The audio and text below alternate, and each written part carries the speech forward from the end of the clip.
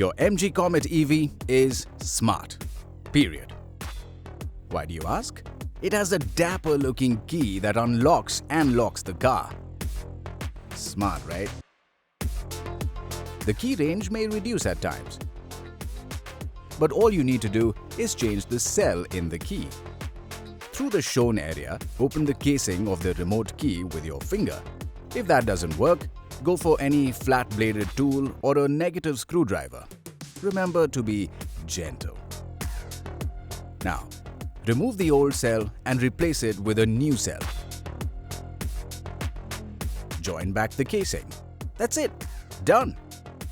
Now lock and unlock with ease as you enjoy driving your MG Comet EV.